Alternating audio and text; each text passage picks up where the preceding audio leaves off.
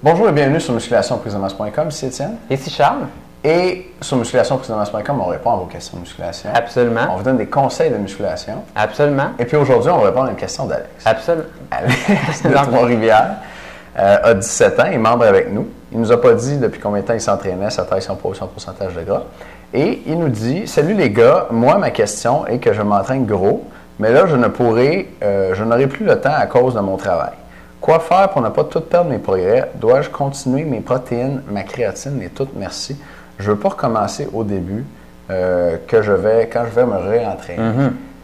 Tu commences? Ça ne me dérange pas, j'ai des affaires à dire. Ben, parle. OK, c'est bon. Je vais le faire. La première chose à savoir, c'est que vous pouvez maintenir vos acquis en continuant à vous entraîner un petit peu. Donc, le petit peu, ce qui veut dire, c'est un tiers de votre entraînement actuel. Probablement que votre corps est développé avec le volume de travail que vous lui demandez durant la semaine. Et si vous voulez maintenir vos acquis, vous avez à faire un tiers. Donc, là, il y en a 3. On garde seulement un.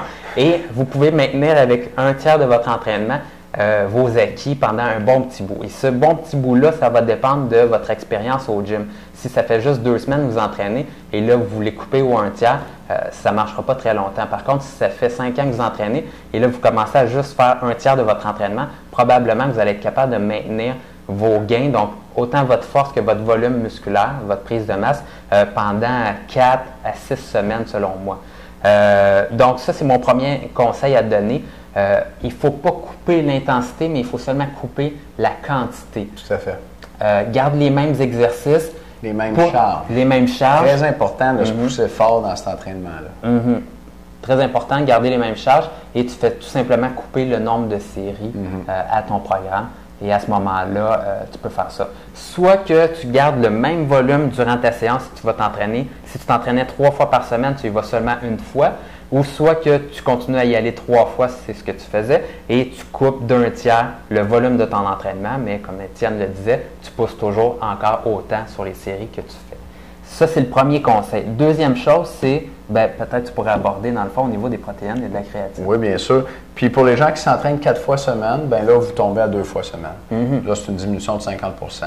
Sinon, ça devient compliqué de couper 2 tiers de 4 entraînements semaine. Si vous entraînez 6 fois semaine, vous pouvez aussi descendre à 2 fois semaine.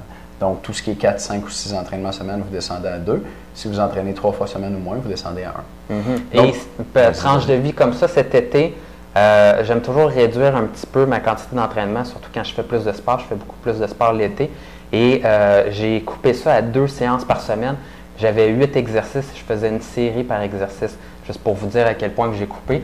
Et j'ai réussi pas mal à maintenir mes muscles à mon niveau d'avant pendant un bon 8 semaines. Donc, ça vous explique. Excellent.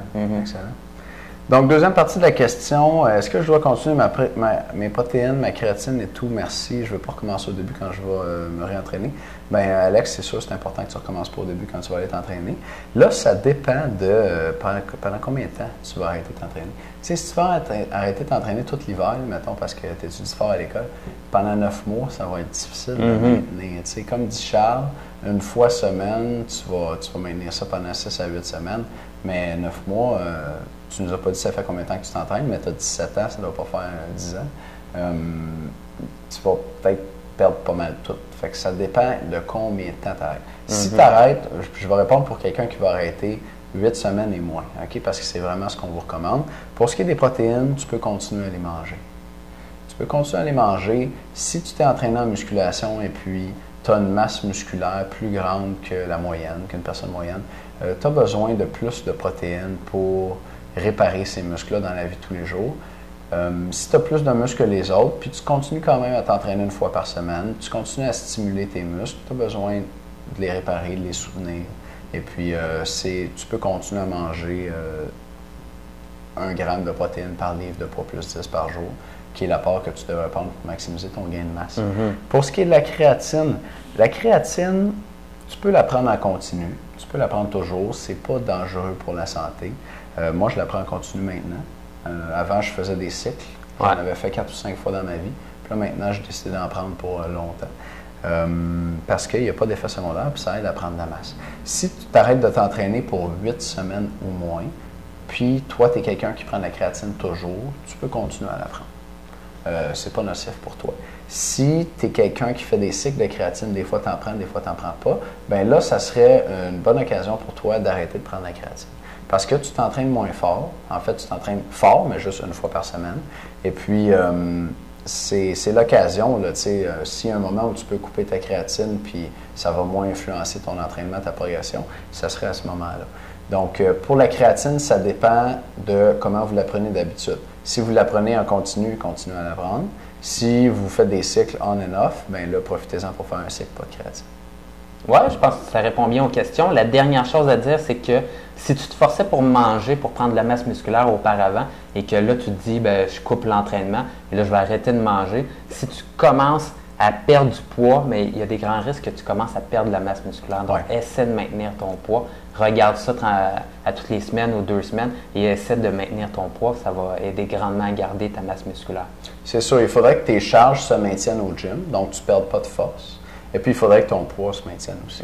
Comme ça, là, tu es sûr que tu te maintiens. Right? Si ça baisse, tu es en train de te désentraîner, puis tu vas recommencer pas mal à zéro. Et là, c'est le temps du c'est le temps de la plug Facebook. Cette semaine spéciale Facebook. Vous allez avoir un lien juste en bas du vidéo.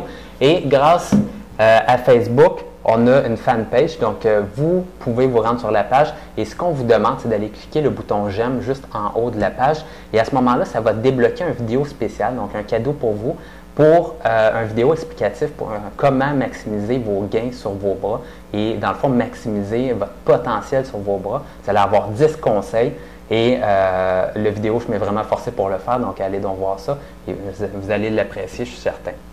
Merci de nous écouter. Salut. À demain.